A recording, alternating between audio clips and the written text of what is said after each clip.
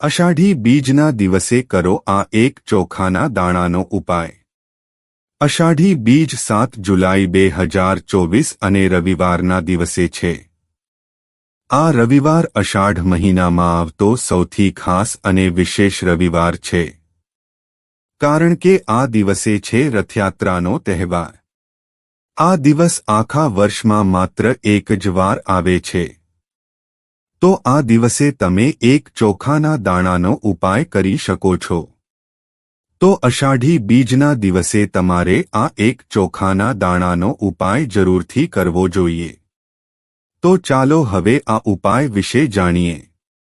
અષાઢી બીજનો આ ઉપાય એટલો ખાસ છે, એટલો મહત્વનો છે કે કેટલીક વાર મોટી પૂજા અને અનુષ્ઠાનથી જે મનોકામનાઓ પૂરી નથી થતી, તે આ દિવસે એક નાનકડો ઉપાય કરવાથી તમારી મનોકામનાઓ પૂરી થઈ શકે છે।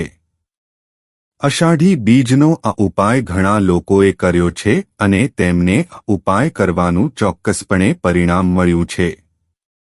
જો તમે પણ આ ઉપાય કરવા માંગતા હોવ તો પહેલા ઉપાયને સારી રીતે સમજી લો, તેને સાંભળો અને પછી કરો, અને આ ઉપાય કરવાથી તમને અવશ્ય ફળ મળશે, પછી ભલે ગમે તેટલા દુઃખ અને સમસ્યા હો।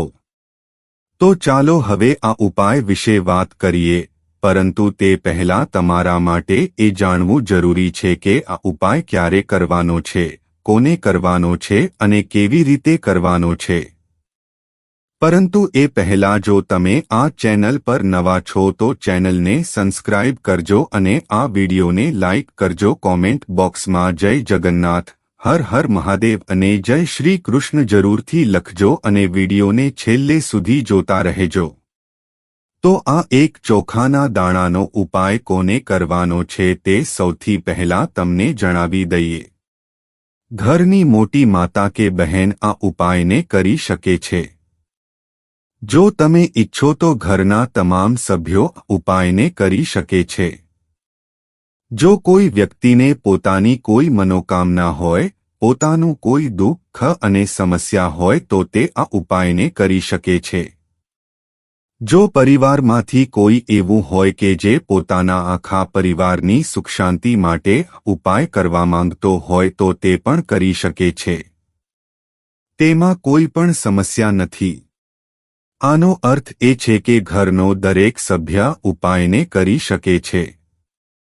જો ઘરમાં માતાઓ અને બહેનો હાજર ન હોય અથવા તેઓ ઉપાય ન કરી શકતા હોય તો ઘરના કોઈ પણ વડીલ સભ્ય પુરુષ હોય તો પણ ચોખાના એક દાણાનો ઉપાય કરી શકે છે। તેમાં કોઈ સમસ્યા નથી। હવે પછીનો પ્રશ્ન એ છે કે આપણે આ ઉપાય ક્યારે કરવાનો છે।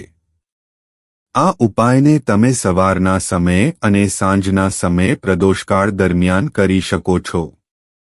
હવે જો તમે પૂછો કે ચોખાના એક દાણાનો ઉપાય કરવા માટે શ્રેષ્ઠ સમય કયો હશે, તો અમે તમને એટલું જ કહીશું કે ઉપાય તમે સવારે કરો તો સારું રહેશે અને સાંજે કરવામાં આવે તો પણ સારું રહેશે। તેમાં કોઈ સમસ્યા નથી। ચોખાના એક દાણાનો આ ઉપાય આપણે ક્યાં કરવાનો છે? આ ઉપાય આપણે ભગવાન શિવના મંદિરમાં જઈને કરવાનો છે। ઘણા લોકોને પ્રશ્ન હશે કે ઉપાય આપણે ઘરે કરી શકીએ? તો આ ઉપાય તમે ઘરે કરી શકતા નથી।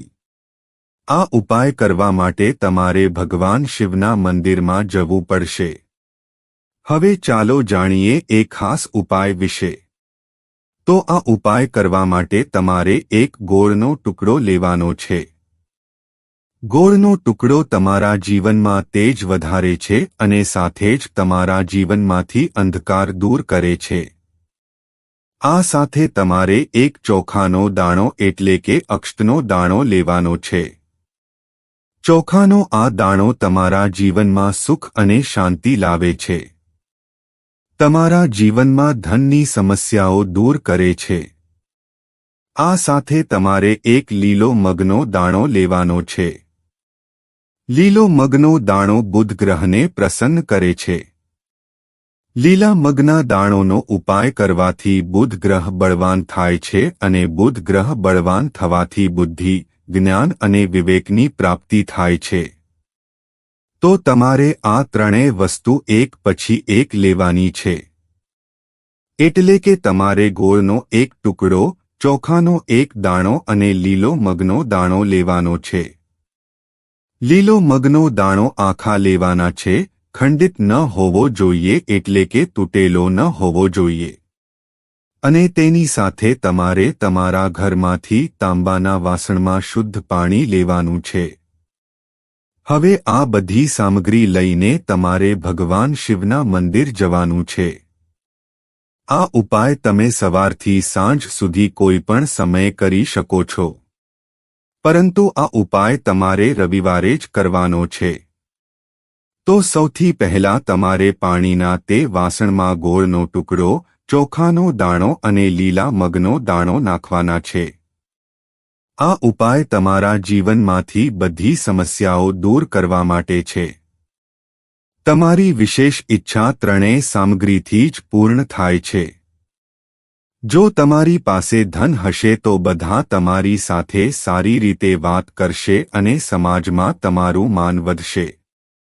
જે આ ચોખાનો દાણો છે તે તમારી ધન સંપત્તિમાં વધારો કરે છે.